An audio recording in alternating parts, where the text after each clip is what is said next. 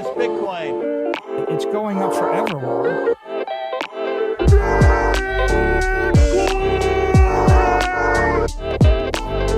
You're against Bitcoin, you're against freedom.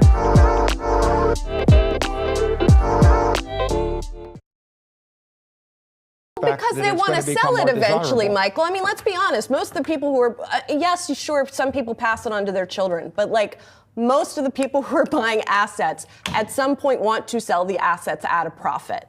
So let me say it a different way. Okay. People that use fiat currency as a store of value, there's a name for them. We call them poor.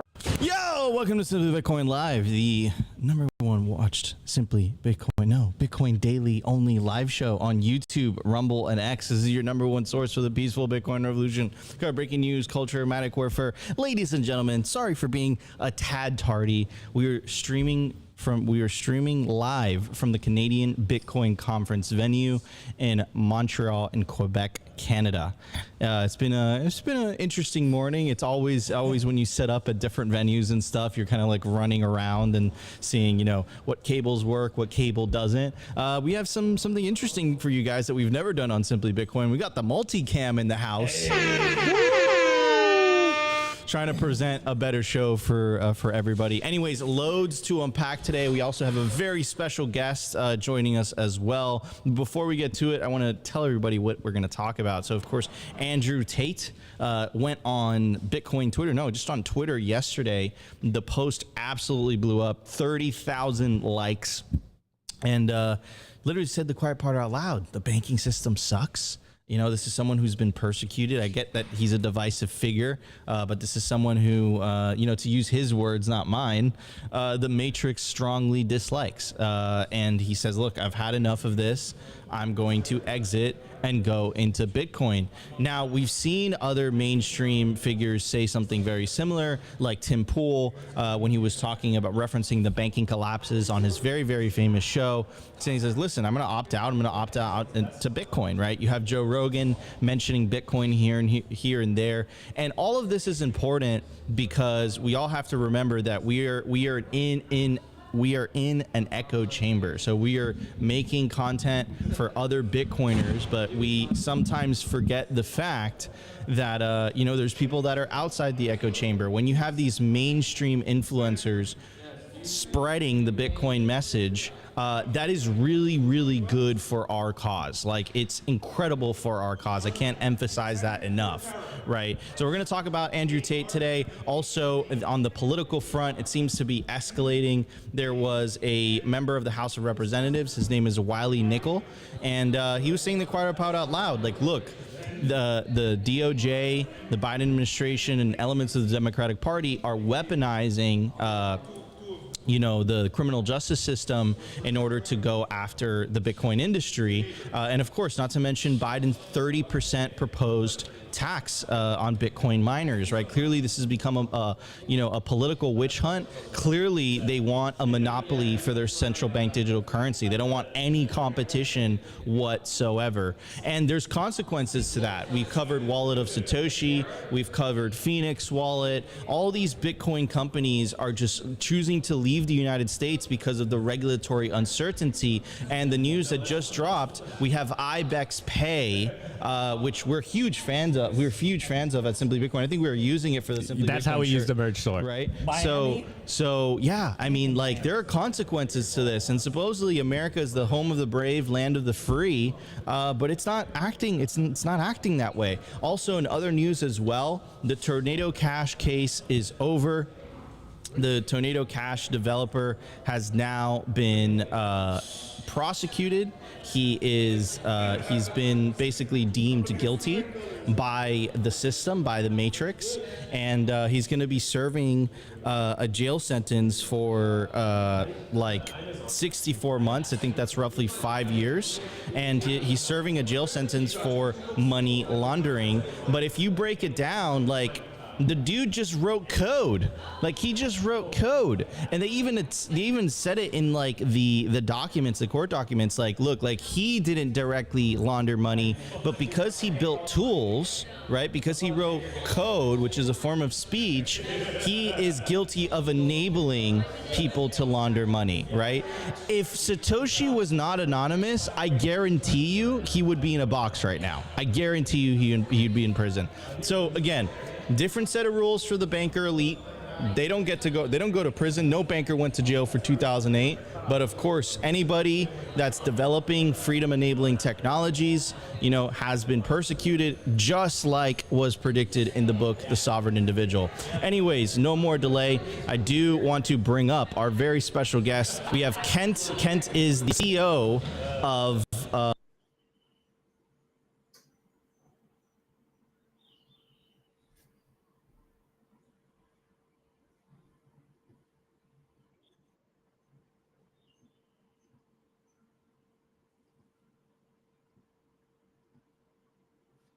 I lost my output. I'm not hearing you guys. Technical issues. There we go. Okay. So, There you are.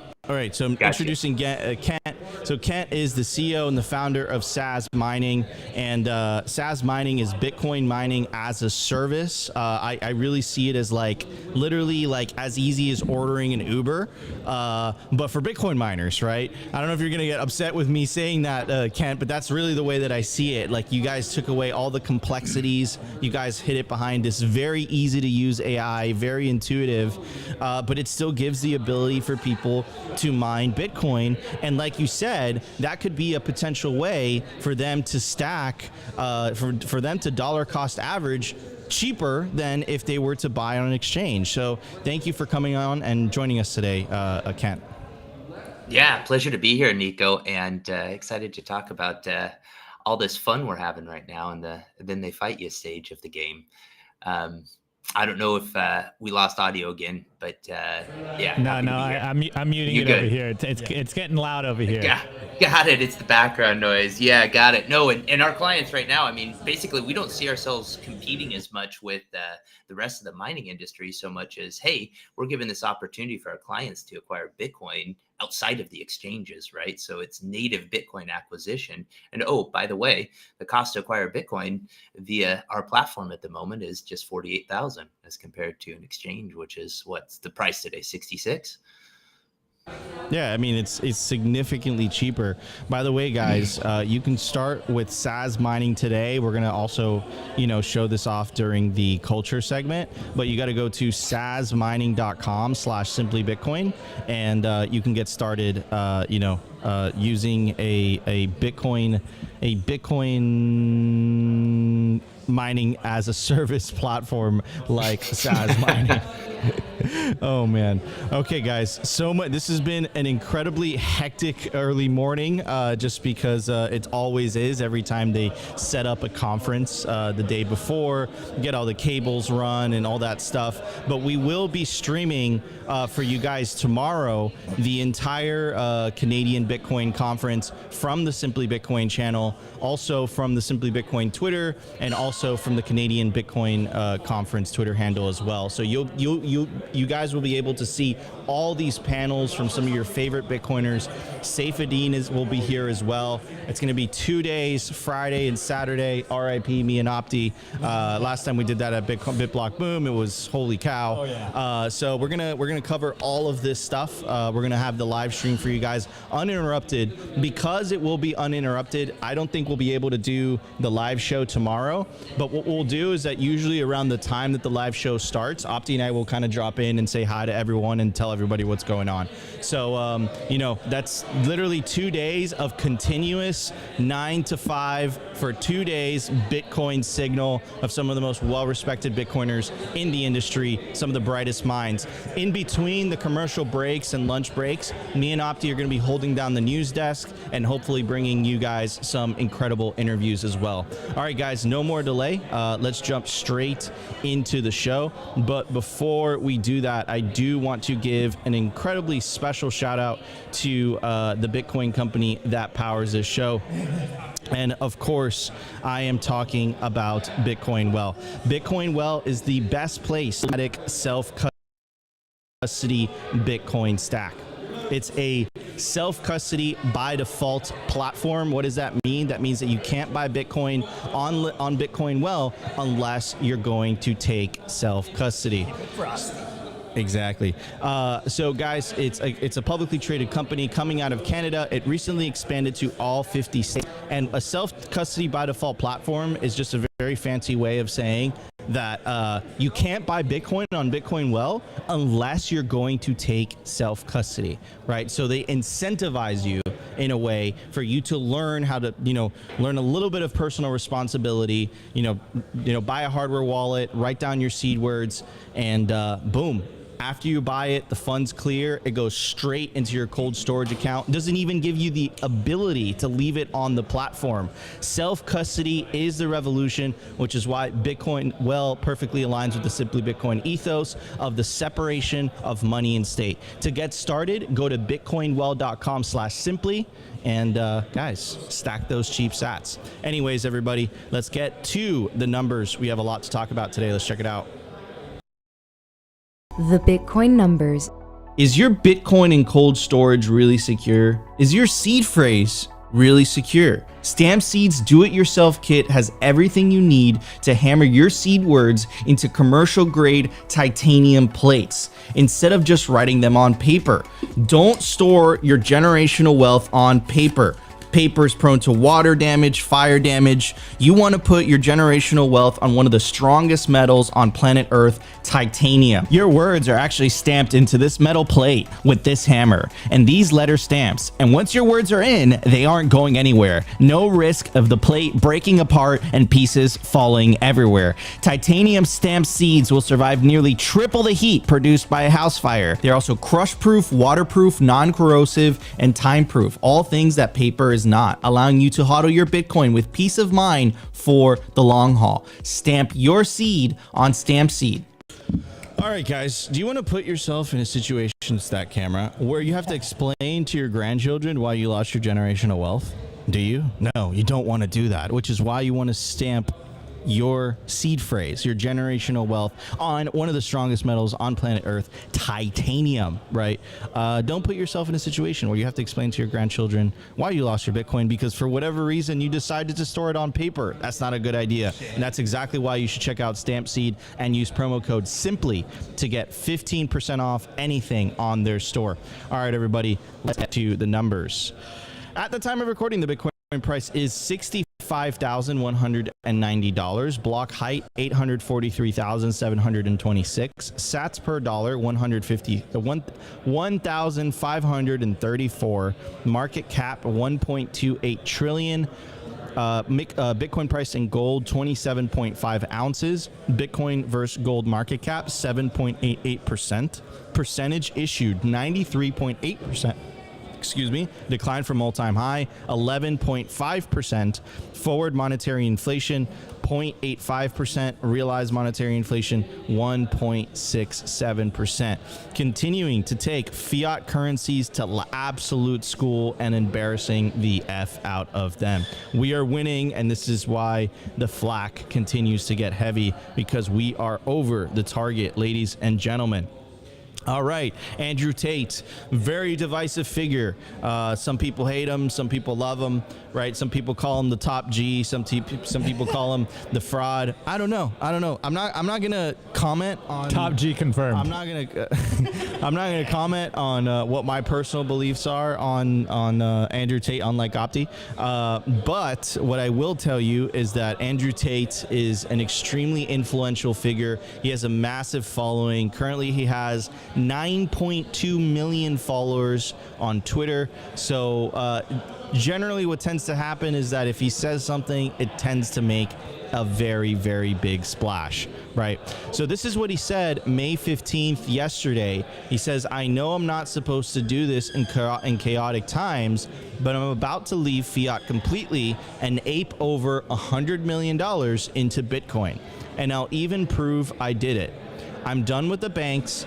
I'm done with their money, done with the scams, and then I'm going boating. And of course, that's referencing the famous, saying that we have in the Bitcoin community of, I don't have any Bitcoin, I lost it in a boating accident.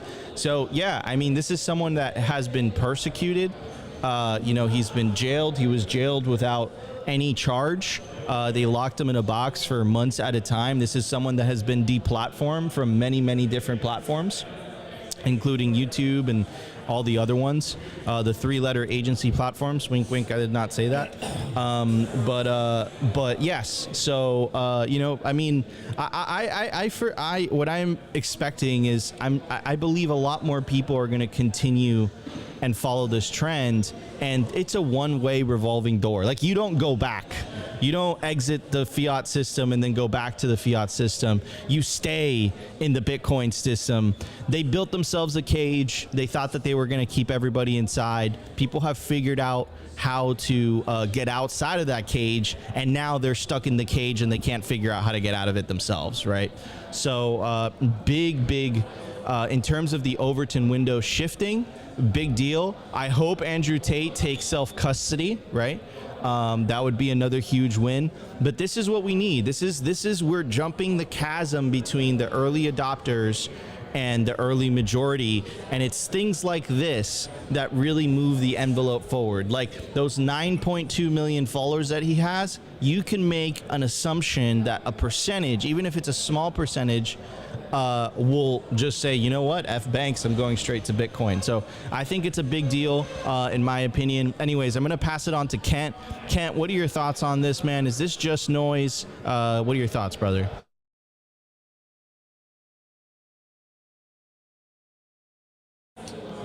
We can't hear you, Kent. Kent, it seems...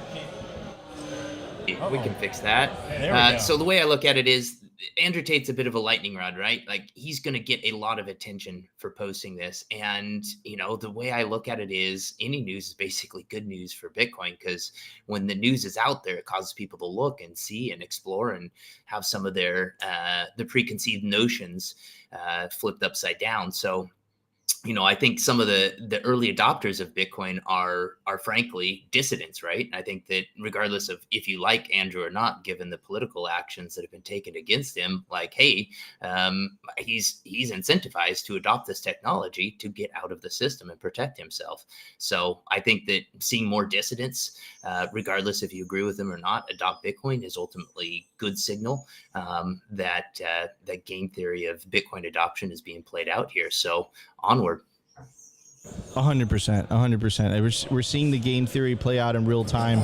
This has been, I can't emphasize this enough, this has been a controversial figure, but you can't deny that he has been persecuted by this. I mean, he calls it, he has a name for it himself. He literally calls it the Matrix. And since I'm saying that, I'm going to pass that on to Opti.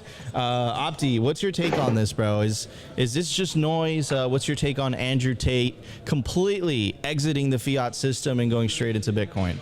Well, you guys probably know my take. I mean, the way I look at it is, I think we've all heard the meme of, like, everyone that's new to Bitcoin, they kind of need their crutches. So they lean on people such as Andrew Tate. They lean on people that have some gravitas, that have a following.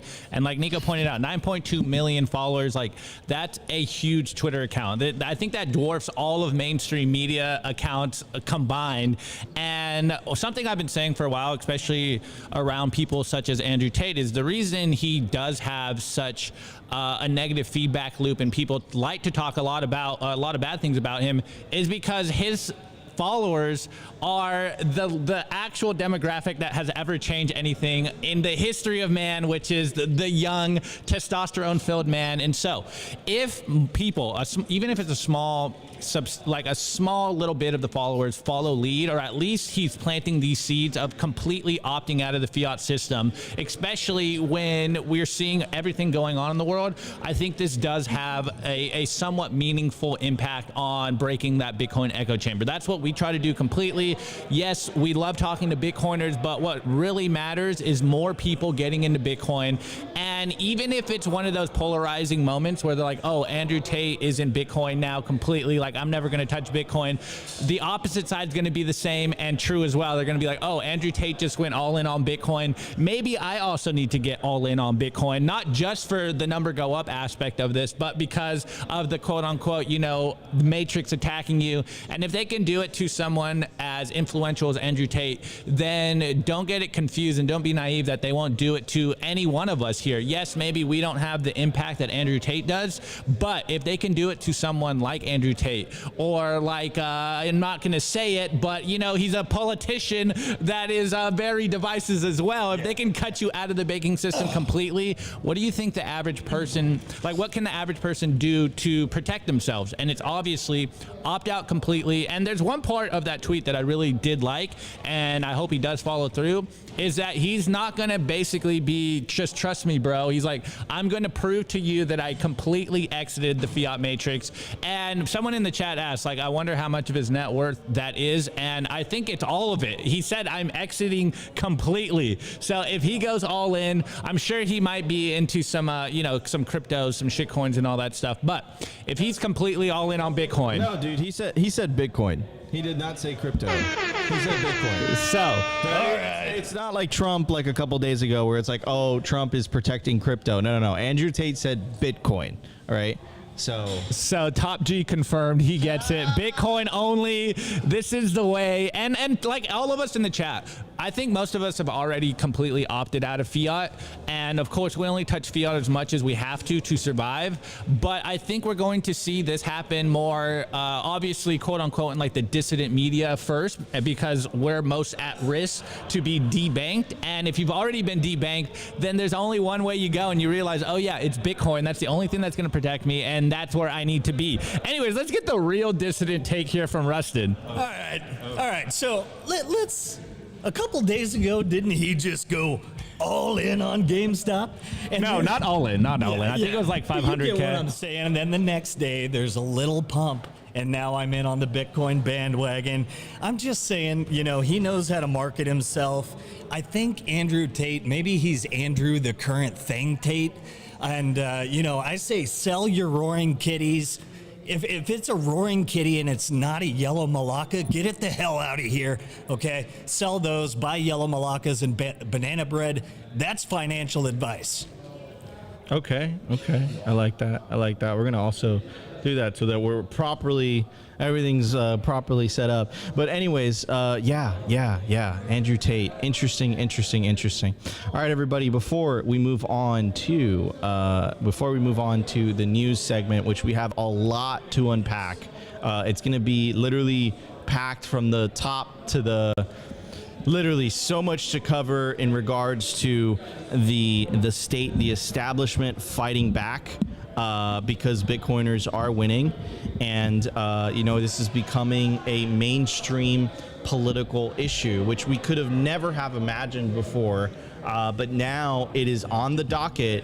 You have two candidates that are running pro-Bitcoin. They've both been on the record saying that, Donald Trump and RFK Jr., and then you have a candidate on the other side that's been on the docket also saying that he's anti-Bitcoin and he is pro-central bank digital currency. So purely from a regulatory perspective, Bitcoin is on the ballot this year, which is nuts. Like, if you ever would have told me that 10 years from now, 15 years ago, better said, could you have ever imagined Bitcoin becoming legal tender, a BlackRock ETF, Larry Fink talking about Bitcoin on national television, and now you have literally a presidential election that this has become a contentious or political issue in. So absolutely crazy how all of this is happening, and it's happening very, very, very quickly. So I do want to give a very special shout out to our sponsor.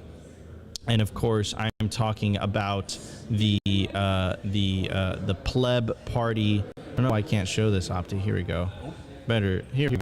I am talking about the pleb party in Nashville. It's going to be in Nashville. It's going to be around. Thank you, Opti. Appreciate it. So many things that are happening.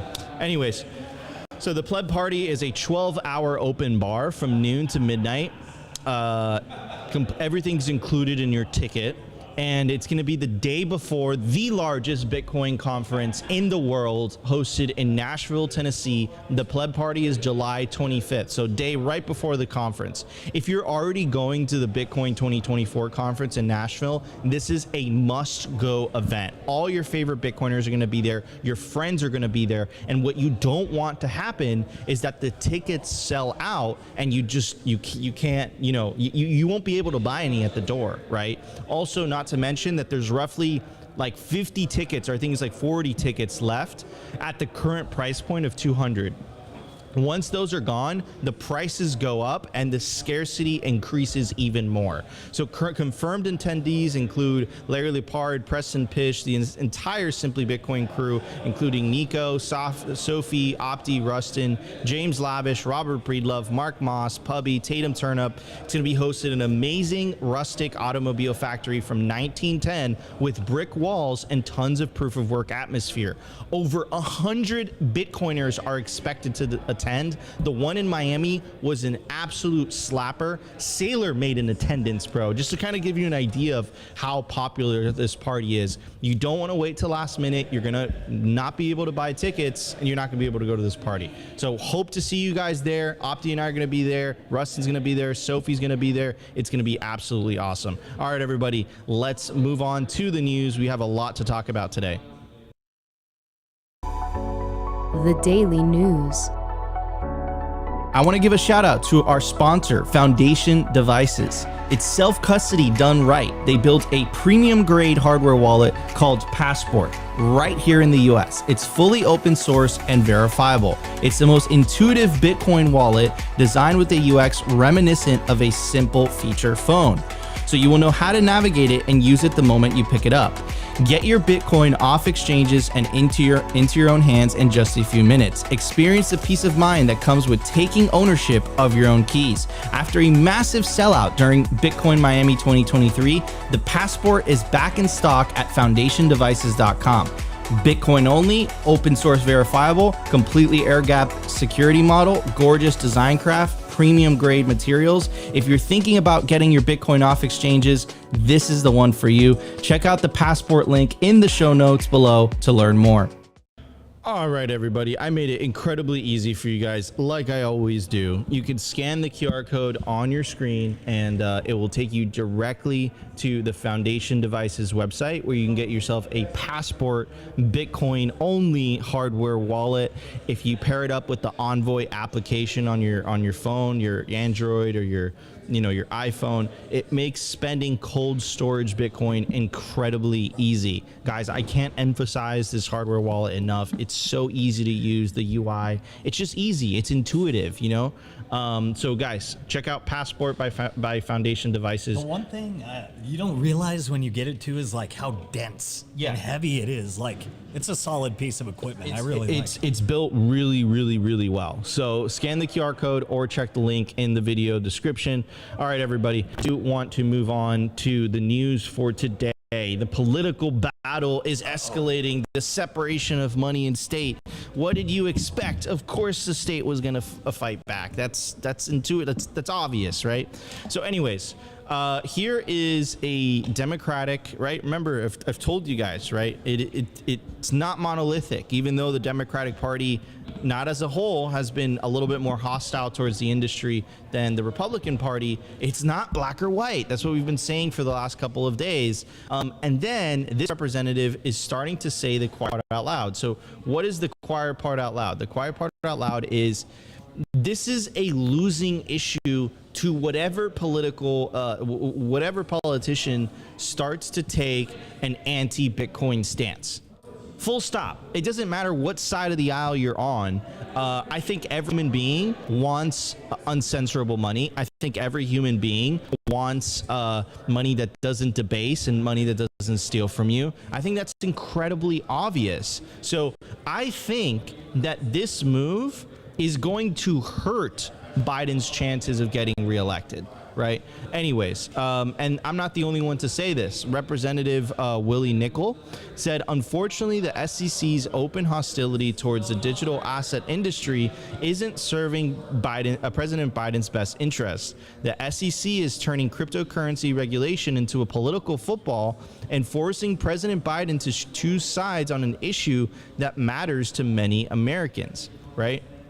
So again, like this is, this is BS, and this has been a nonstop, relentless attack towards the industry. I'll go through a couple of them. Opti, could you make me, let's make this one full screen.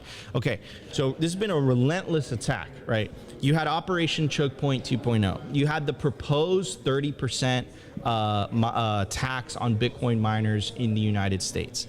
You had the presidential economic report that dedicated 20 entire effing pages to making the case as to why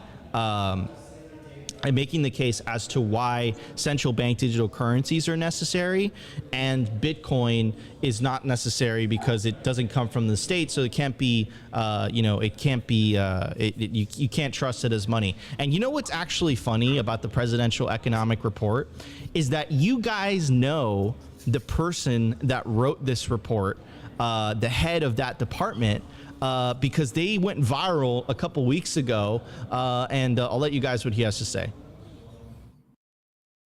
The U.S. government can't go bankrupt because we can print our own money.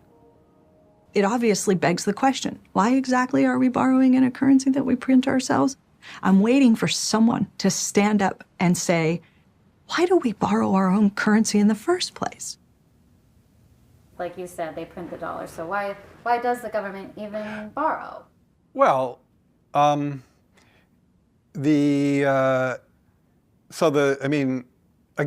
some of this stuff gets, some of the language that some of the language and concepts are just confusing. I mean, the government definitely prints money, and it definitely lends that money, which is why the government definitely prints money, and then it lends that money by selling bonds. Is that what they do? They sell bonds. Yeah, they sell bonds, right? Because they sell bonds and people buy the bonds and lend them the money. Yeah. So a lot of times, at least to my ear with MMT, the language and the concepts can be kind of unnecessarily confusing. But there is no question that the government prints money, and then it uses that money to all right, I'm going to leave it there. Point made. That is the guy that is the chair of the, economic advisors to President Biden, which is his organization or his department is responsible for writing the presidential economic report. So Nico, they asked him how fiat works, and that's just like his brain straight Mitch McConnell right there. No, but it's not only that, Rustin, it's worse than that, because it's like not only did they ask him how fiat works, at the same time, he's bashing Bitcoin, right?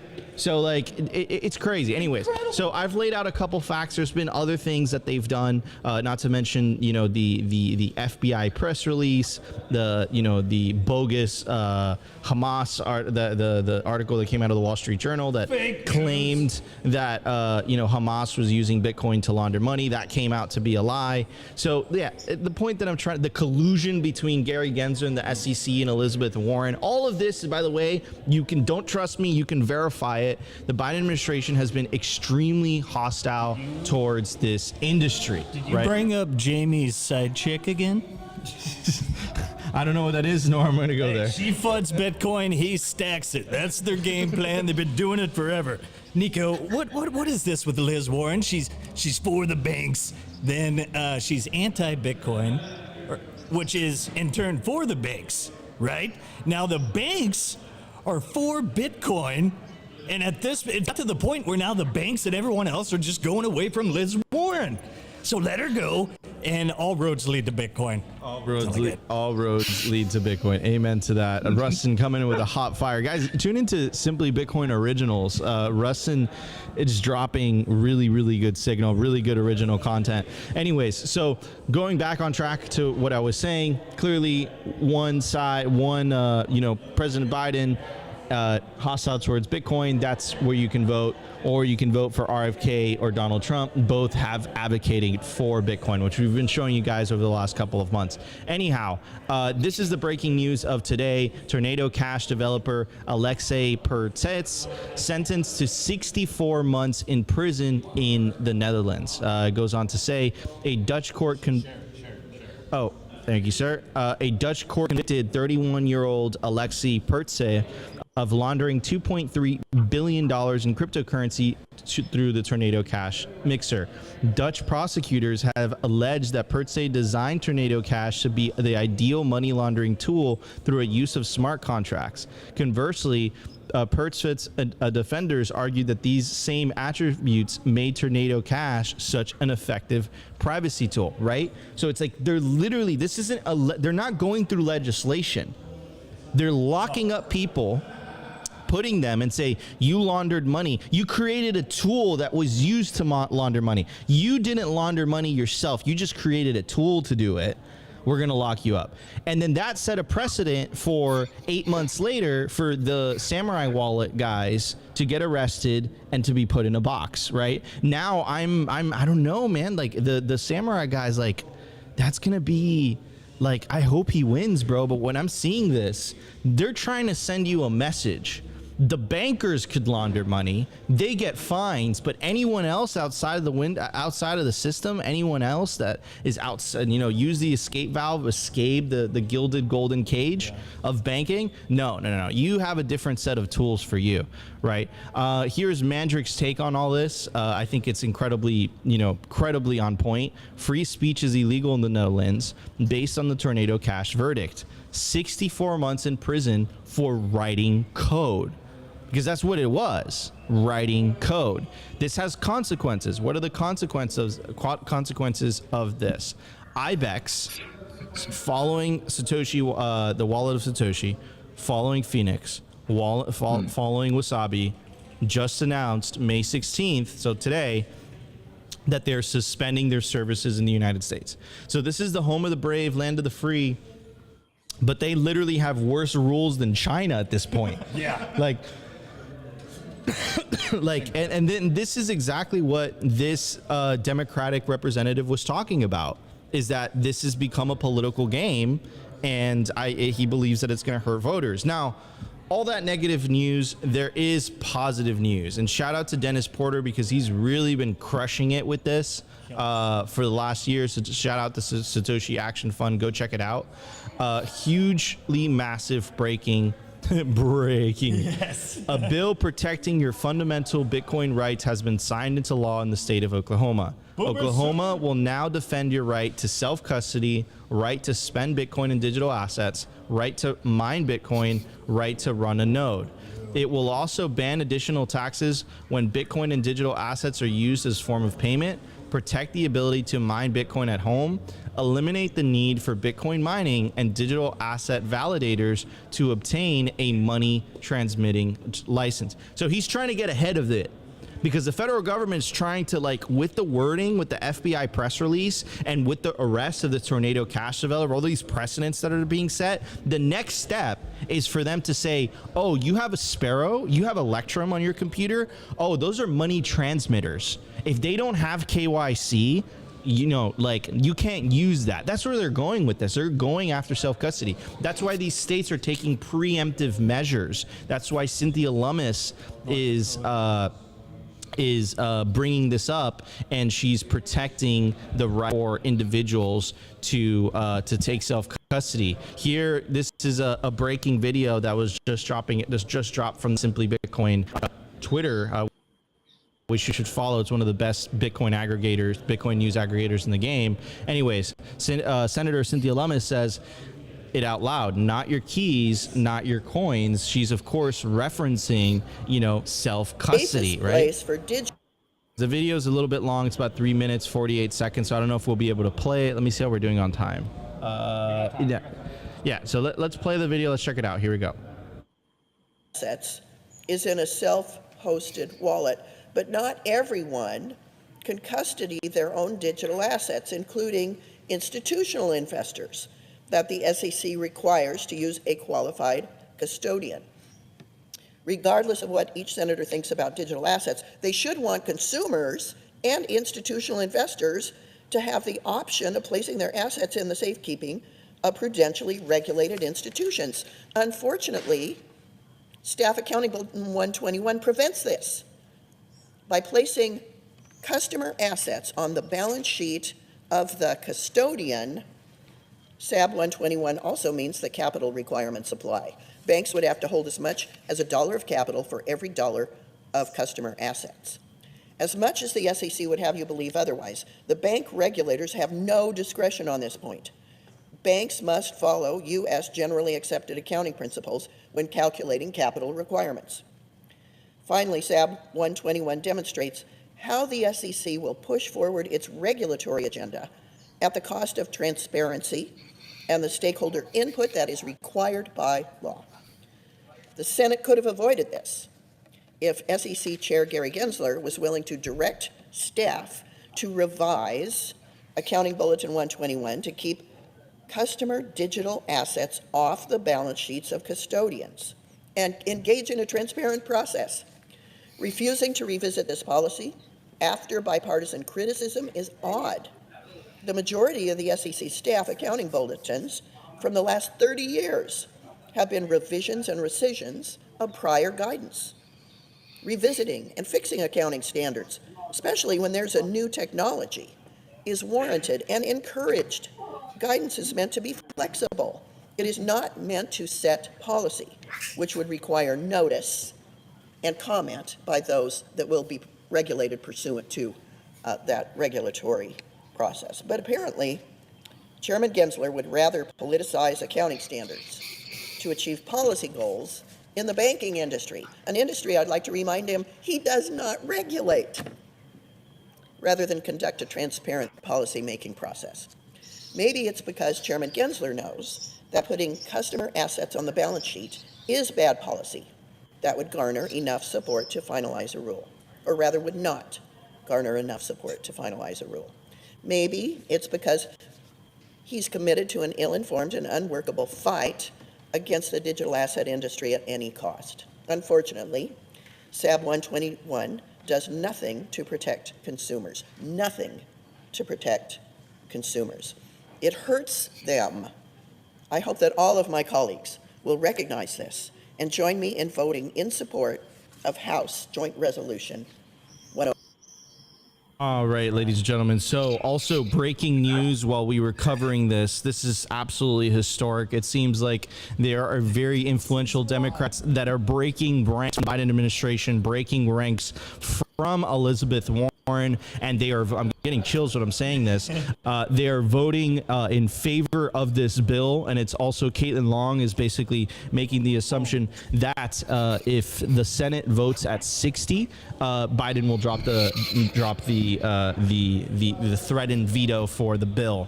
This is absolutely no. It's what we were saying about the Democratic senator. Yeah. They were realizing that this is a non-winnable issue. You cannot win on that. Look, if you take a look at the numbers, Democratic voters and Republican voters, they're all holding Bitcoin. They are all pro-Bitcoin, right? And what Elizabeth Warren and the current administration is doing is anti-Bitcoin. But what all these senators are realizing is that I want to get reelected again. It's probably a good idea not to go against this. Self-preservation at the end of the day. And that's the game theory. Self-preservation and Bitcoin just real-time playing out and just shitting all over the political system. You love to see it, but also seeing it come around to do what it's supposed to and support the people and its constituents. 100%. And this is Bitcoin's game theory. baked in. Incentives are more powerful than coercion. You're seeing incentives at play right here. I do want to give a shout out to the Democratic senators that broke ranks. So we have Senator Booker of New Jersey. We have Senator Casey of Pennsylvania. We have Senator Tester, I believe that state is Minnesota or Montana. We have Senator Rosen of Nevada. We have Senator Peters of Michigan. We have Senator Gillibrand of New York. We have Senator Hickenlooper of Colorado. Former governor. And we have Senator Lujan of New Mexico. Yes, Bitcoin's incentives stay winning, no matter how much coercion they try to throw at us. It's winning it. They fear that this might cost them an election. Like, this is not a popular thing. Opti, could you put the super chat, because I do want to give a shout out to the person who's supporting the show. Lawrence Forbes, appreciate it, bro. Thank you for the $5 Canadian. And he says, how's that Tim Hortons coffee today, lads? The coffee's slapping. The coffee is slapping. How's it, the Canadian? Everyone's a big fan of the Canadian coffee. It's pretty good. A little watered down, but better than Starbucks. Confirmed. But dude, this is historic. Like, live on air, this stuff is happening. Bitcoin's winning. Bitcoin's incentives stay winning. This is what it is all about. And yes, they will get elected out. We will get Opti into the Senate, representing Nevada, specifically the city of Las Vegas, if that's even a thing. Anyways, I want to pass it on to Kent. Kent, sorry, we've literally rambled on for a long time, but breaking news live on air, and all this stuff going on. So it seems like even with all the darkness, even with all these arrests, even with all these precedents being sent, it still seems that no one is better than their incentives, and that going against Bitcoin is probably a losing battle politically. What's your take? I love the comment about incentives. I'm a huge believer that what Satoshi ultimately invented was a way to harness human self-interest, and all the actors that wind up purchasing Bitcoin wind up helping the network grow. So what I see here is that we've been fighting basically a civil rights battle. I know it's in the financial sphere, but ultimately the right to transact underscores all of our other basic human freedoms, because it's quite hard to express those other human freedoms without having the ability to buy and sell goods and services. So I love what I'm seeing here. I feel like I got to share with you guys a crossing the Rubicon moment here, where potentially we just saw the moment where the Democratic branch that's been fighting the Bitcoin movement here gives way, and hopefully this is the beginning of the dam bursting and backing down from the movement that we're on to help people acquire money that is better than the state's generating, and ultimately separate money and state. Into that, man, I couldn't have said it better myself. I'm also getting breaking news that Elizabeth Warren is crying in her office in fetal position. Harvest those tears. Harvest every one of those tears. I need those. I need them now. And of course, Rustin's being metaphoric. He's not actually going to do that, but yes, that's the general gist of it. Anyways, Opti, Rustin, what's your guys' take on this? I mean, dude, like, this is crazy. This is happening a lot faster than we anticipated. This is awesome. This takes me back. Do you remember the bill? It was a couple of years ago when Bitcoiners learned that, hey, we can just troll all our senators and get them to do what we want. You remember that? And they were trying to do all this legislation. A few of those guys were siding with us then. That was Sinema, I think I saw, and Booker. So we have some people from the Democratic side probably, incepting these ideas into the others. And I know for the most part, those guys support shitcoins as well, but Bitcoin is the Trojan horse. It just needs a foot in the door. Everything else to take care of itself. Like, at the far end, when you go far out with Bitcoin, it could be a government replacing technology, because at the end of the day, what did Meyer Amschel Rothschild say? I care not who writes the laws, let me control the money, right? If you control the money in the courts, I care not who writes the laws. And that's what Bitcoin is here. It fixes that entire thing. This 50, 70-year experiment of tyranny is coming to a close, and it's just so awesome to see this coming around so fast. The game theory accelerating at a pace that I did not, I'm thinking 28 is maybe the time when we see a pro-Bitcoin president next cycle. But here we are right now.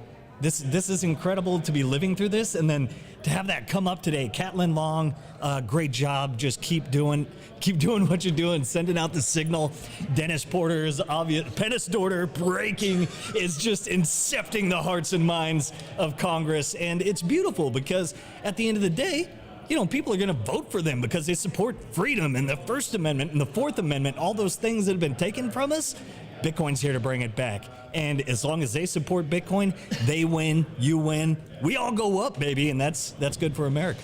Amen, bro. Aligned incentive structures. You just buried the lead there, Russ. It's an aligned incentive structure system. Opti, when are you running for president? Well, guys, technically I can't ever be president, but that hasn't stopped the president before, so not anytime soon. I also do not hit the age limit, so 2028, maybe we can make a run, boys. Maybe 2028 we can make a run.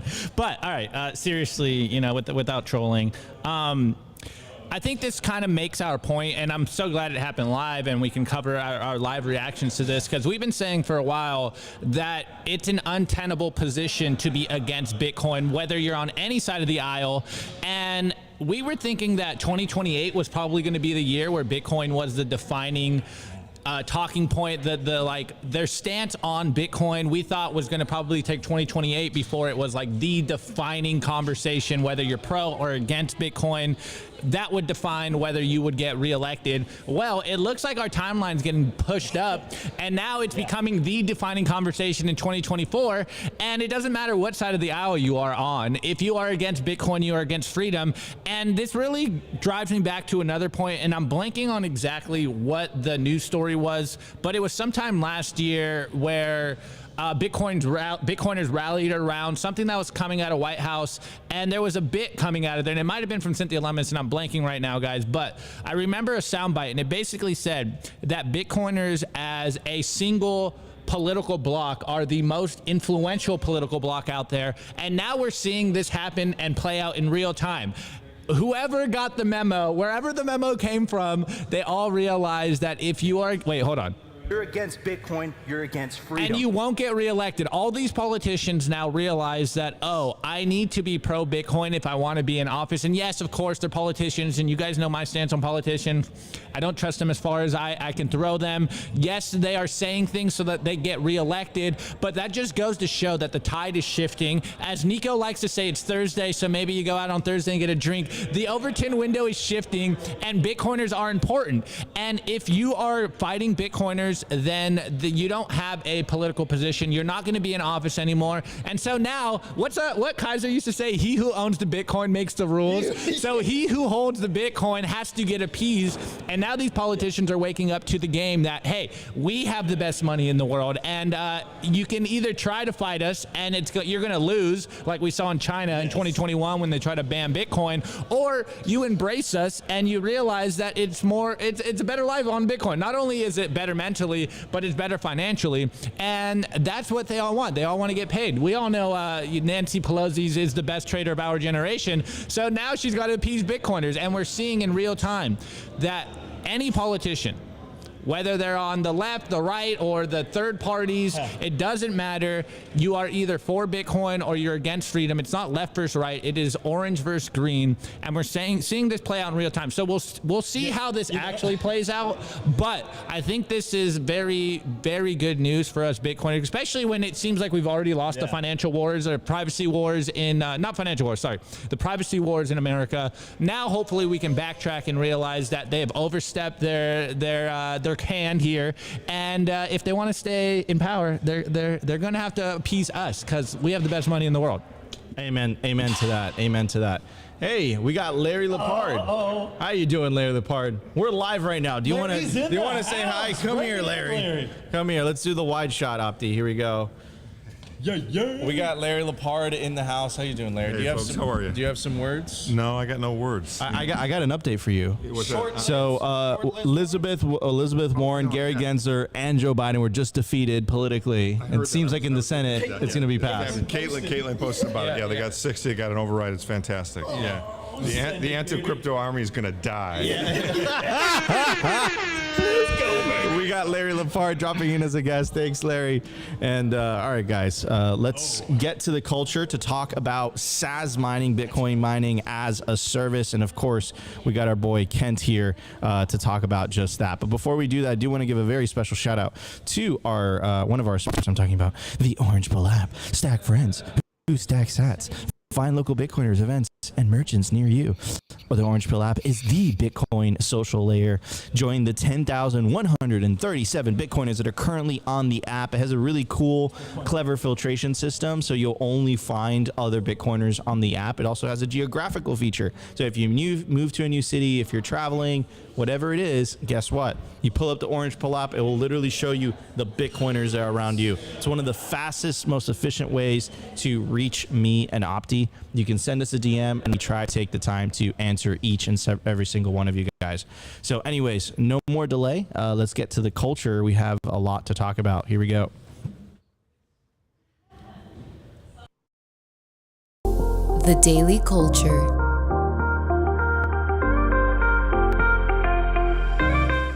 Guys, I also want to give a shout out to our sponsor, KABOOMRACKS, the most trusted place to buy, sell mining equipment. You can check out their racks by scanning the QR code on your screen right now. It'll take you directly to their Telegram marketplace, or you can connect with a member of their sales team. They make purchasing their products easy and transparent. You could also sell your mining equipment with them. Access their vast network of domestic and international customers when you sell your mining equipment with KABOOMRACKS. Guys, check out KABOOMRACKS today. Scan the QR code or check the link in the video description. Opti, it's yours. Let's go. Okay. All right, Kent. So I know we've been ranting. I have your website here, so we can start with, let's just do a TLDR for those that don't know what you're working on. What is Sazmining? We know Nico's on the board, or he's helping you on the back end. No, he's an advisor. Sorry, he's an advisor. He's not that cool yet. But, okay, so for those that don't know, what is Sazmining? And then I do have the dashboard loaded up so we can get into the details and people can see on the back end what they get into when they sign up. So Kent, the floor is yours. I got the website. Do just a TLDR elevator pitch on what Sazmining is, and then let's go into the dashboard. Yeah, so Bitcoin mining has been terribly opaque for most folks, and we're here to simplify that and give access to low-cost power. So we built a platform, this web app, where you can jump on through a typical e-commerce experience, purchase your mining rigs. We get them shipped from China to our facility, get them deployed for you. You set up a service plan, Bitcoin goes straight to your wallet, right? And currently the cost to mine a Bitcoin with us is $48,000. That's using an objective third-party model, but you get to have this experience. So like Nico said, and much like Uber came along and sort of made that taxi riding experience so much easier, more intuitive by having an application, we've done the same, right? So you have, through a few clicks, your mining rig deployed and Bitcoin starts to flow right to your wallet. We've designed our business model so that all the revenue that we generate gets offset by expenses, except for the mining rewards. So this is the only way that we make money in our business is the mining rewards are split by the mining pool. When they're sent out, we receive just 15% of the mining rewards, 85% go directly to our clients' wallets. So we never custody or touch the Bitcoin. We simply instruct the mining pool to split that reward. And what that means is we have totally aligned incentives. So we suddenly care about how quickly your mining rigs are getting deployed, how long they're up and operational, if there's repairs, how quickly we can get those turned around. And the name of the game is we're a service provider. So we're here to be of service. This is your mining equipment. You've got the serial numbers to it. We're just here to make that experience great and to help you stack your sats a completely different way, a native way, and the way that Satoshi, frankly, designed the network. And, you know, I think we're just ahead of the curve here, because if you look at the Bitcoin, it's disappearing from exchanges. And what are folks going to do when there's no more Bitcoin left on exchanges? I mean, that's a very real question, you know, and it might happen as soon as 2030. So we're just here prepping for that and giving people an alternative to acquiring their Bitcoin from the exchanges. You know, there's certainly a different set of counterparty risks, but, you know, you're able to acquire Bitcoin the native way and do it while supporting the network, and feels pretty damn good. Let's go. Okay, so I pulled up the dashboard here. let's just walk through. We signed in. What should people expect once they get into the dashboard? And then maybe you want to direct me to click a few different features. So what are we looking at here, Kent? And what can the people expect? Yeah. So once you've got your you set up an account with us, right? That's part of the purchase process. You complete your account information. It's basically, verify your email, standard stuff. Complete your rig purchase. So that would guide you to a typical e-commerce checkout. You've got a choice of a couple rigs right now. And you can see the value proposition right there. So that monthly revenue, that's inclusive of our 15% management fee. The hosting cost you pay for separately. That's part of your service plan. And then there's our electricity price and projected ROI. Now, projected ROI, of course, got worse after the halving because everybody's revenue went down in half. But, this is the calm before the typical storm when the bull market starts to rip and returns get the best. So, this is one of the ideal times to still deploy capital into mining and get positioned, because one of the big mistakes most people make is trying to get into mining once the bull market really gets underway, because then rack space and energy just becomes largely inaccessible. So yeah, continuing on here, you can choose a mining rig and proceed to purchase. Or if we want to go through the dashboard, we can go back, scroll up to the top of the screen and click back or that top little icon. So you purchase your rig, you provide us your wallet address by clicking that connect your wallet, and then you set up your 2FA. And we want to have a little extra protection for you guys so nobody can break into your account and redirect your mining rewards the wrong direction. And then as you start to mine, you'll see this part of the dashboard actually populate to see how much Bitcoin is at your mining pool, or in your pool account, how much Bitcoin's been paid out, how quickly you are ROIing on your investment in mining. And we do this in terms of fiat. Change it to Sats or Bitcoin, depending on how you like to look at things. And you can track all your transactions from the mining pool directly on the blockchain. So our goal is to continue to make this more transparent and easy. We think that there's a game to be played here where, frankly, we can kind of almost become an entity that's fairly hands-off, because it's quite difficult to manage hundreds and thousands of clients with this type of business model that all have specific individual wants and needs. But we're slowly nailing the billing side of things, which is not trivial to manage and bill properly for electricity, the payment rails, the display of what the accurate information is so that we can notify clients when there's issues, curtailment, maintenance, all in real time. And the more that we empower our customers, the happier everybody seems to be. And, we've really focused in on support. We've got great Trustpilot reviews. And on the support side of things, we've got dedicated clientele and a ticketing system. At the end of the day, the business that we're pursuing here, we only win if we can keep the reputation high in the marketplace. And so that's our aim. We want to give customers a wonderful experience so they keep coming back and growing their fleets. 100%. That aspect of the reputational aspect, it's so important because this industry was really hurt by the company that should not be Compass. But it was, the reputation was really hurt by this company that was selling miners that they didn't have. I'm not even going to get specific. They were doing some things that hurt the reputation of the hosting industry, even though Sazmining is not a hoster. You guys provide Bitcoin mining as a service, to be specific. But yeah, it kind of tarnished the name of the industry, and it's a high reputation industry. It's a high trust because you are trusting someone else with your hardware. So reputation is worth more than gold. Like, it really is, right? Reputation is everything. That's, the part of the reason that, I decided to join you guys as an advisor. You guys have also two very well-known notable Bitcoiners like Troy Cross, and I forget the other one. Brandon Quittem. And, again, like these Bitcoiners would not put their names behind a project that they didn't fundamentally believe in, right? So yeah, I think reputation is everything. We have an account set up. If you guys want to use our referral, I think does it give everyone a little bit of a discount? How does that work? Yeah, $50 off your mining rig purchase. Beautiful. So go to sazmining.com/simplybitcoin, and yeah, you can get started today. Rustin? Yeah, Kent. So just looking at that post-halving, let's talk about the hardware, because like those are some bargain bin prices. People just don't realize. What is that? 4,500 for an S21. Those things were like 9K just a few months ago. So check that shit out. Be on top of it. And the hardware prices, right? If I remember last cycle, S19s got up to about 10K per rig. And I know the energy and the mining difficulty and things coming into play, but as far as the equipment and Bitcoin and the exposure you get from the investment of the hardware, as well as getting the bearer asset there, what are the benefits with that? And do you guys say someone wanted to flee a bad company? Could they ship their miners to Sazmining and help increase your hash rate?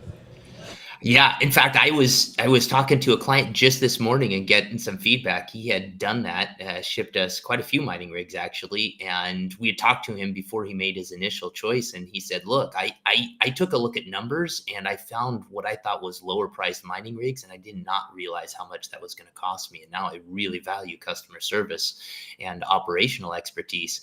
And so, yes, we do provide a safe shelter for folks that have had a bad experience elsewhere. The one caveat is that our facility is in Paraguay, and to get them shipped there, we require a full pallet. So that's about 20 mining rigs, more or less, to ship.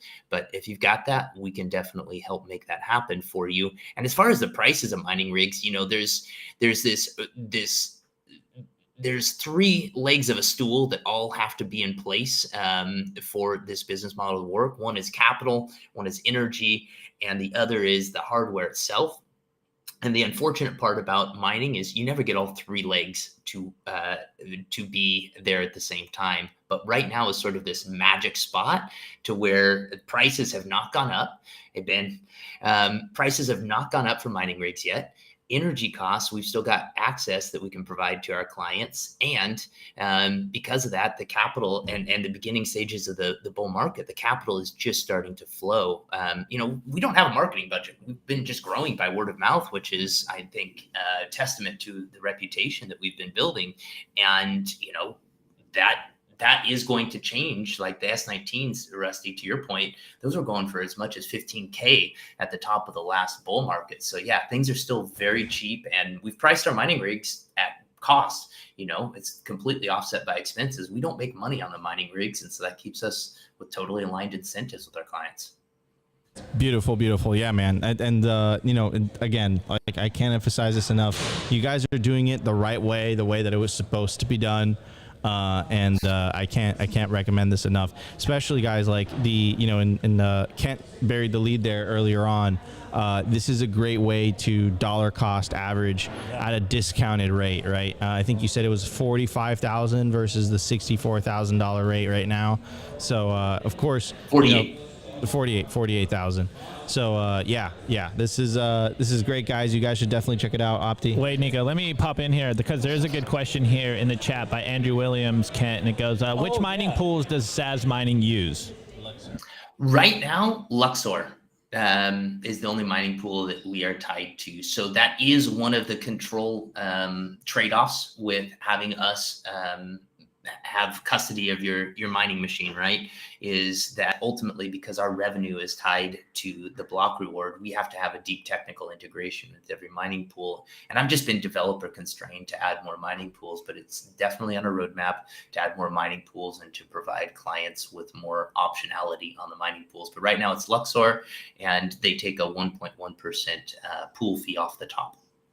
Okay, we got another cool question in here. This is by Soshi Satoshi and goes, can I visit my rig in Paraguay? You cannot. And the reason for that is security and discretion are high premiums in Paraguay. We have just discovered that discretion is a better part of valor. It's good to have a mine that is located off to the side and not in the public eye, because just, you know, there have been issues, and we take security at premium. And what that means is we've got a 10-foot fence all the way around with barbed wire on top, security cameras on the entrance and exit, security guard at the gate, you know, log of people coming in and out. And we're happy to share pictures, but visits are very rare for our clients. Love it. Okay, one more question, and I'm not exactly sure the angle here, but Martin wants to know, is there a referral program? Oh, absolutely. Create an account with us, and you'll see in the settings tab that there's an affiliate link, and we've integrated our web app with Jolts and the reward program, and you get an affiliate link, and that affiliate link you can share liberally and helps both you and potential purchasers receive Bitcoin rewards for purchasing using that link. Love it. Love it. Okay, Kent. Well. Oh, I did have one. Go, Rustin. Are you guys looking to expand to some other facilities? Do you see some other energy sites? Are you scouting things out as we speak? Yes. And happy to talk to folks about it. So we look for quality operators on the ground and looking for prices, you know, sub 5 cents. I think come the next bear market, that's where we're going to need to be to offer a quality value proposition to our clients. So if you've got that and clean power, which basically targets nuclear and hydro, then be happy to talk with you about it. Bullish, man. I always love having Kent on the show, and you know, I don't know if you guys have announced. I don't know if we've announced this yet, but Kent's going to be joining us every month for a Simply Bitcoin appearance. So if you guys have any questions relating to mining, anything at all in related to Sazmining, whatever's top of mind, please let me know. You guys could email me, send me a message on Twitter. I'll be happy to ask Kent those questions live, or if they're really pressing, if you're currently an existing of Sazmining, I'll get you in contact with the right person. Shoot me a DM on Twitter. I'll connect you with Ken. I'll connect you with Nathan. Whatever it is, guys. So, guys, wait, Nico. One last question for Kent. We got to ask him this question. Kent, what's the last piece of wisdom you want to leave with the audience? It could be about Saz. It could be about Bitcoin in general. It could be Bitcoin mining in general. What's the last piece of wisdom you want to leave with the audience? I'm going to get personal. I'm a big fan of working with people and helping people grow. It's why I love being in leadership. But I'm going to say, man, sovereignty does not end at material wealth, and you got to work on yourself. And I'd encourage everybody to do that and make your life happier, brighter, and better. And so you got to be sovereign on more than just a material level to truly be sovereign. Fully endorse this message. All right, take it, Nico. Yeah, so people are asking for the referral. Guys, go to let me put it in the chat. Give me 1 second, guys. Okay, here you go. That's the referral. It's also in the video description. Go to sazmining.com/simplybitcoin. Give you $50 off your first miner. Anyways, guys, that was our show live from the Canadian Bitcoin Conference in Montreal. The conference starts tomorrow at I believe 9 a.m. Eastern Standard Time, and a Saturday there's same thing. There's gonna be crazy speakers lined up. You have BTC Sessions, you have Larry Lepard, you have Luke Broyles, you know, you have Adam O'Brien from Bitcoin like so many awesome you know, you have Francis Pulio from Bull Bitcoin, so many awesome Bitcoiners at Saifedean that are going to drop the hot fire day one, right? Yeah, I think it's keynote. So, and we're going to be streaming all of that for you guys, literally uninterrupted from the Simply Bitcoin YouTube channel also from the Simply Bitcoin Twitter, so you can find all your favorite panels there as well. Because we will be streaming the entire conference tomorrow, we will not be doing a regular live show. However, me and Opti are going to be We here. can keep them updated. We'll update them at lunchtime. We'll update you at lunchtime on news. We will literally be here the entire time doing little news desks and stuff in between the breaks. So we'll be here. So just tune in tomorrow to the first day of the Canadian Bitcoin Conference. I was wondering, Nico, like, what if like tomorrow's really good? Do we just stay in Canada? Because we just got in Trudeau's gulag and the U.S. Senate voted to overturn the SEC rule preventing highly regulated financial firms from holding Bitcoin. So I don't know if it's a sign or something. I think we need to be in Trudeau's gulag for a little bit. And this is exactly why we have Rustin here, our in-house anarcho Bitcoin libertarian.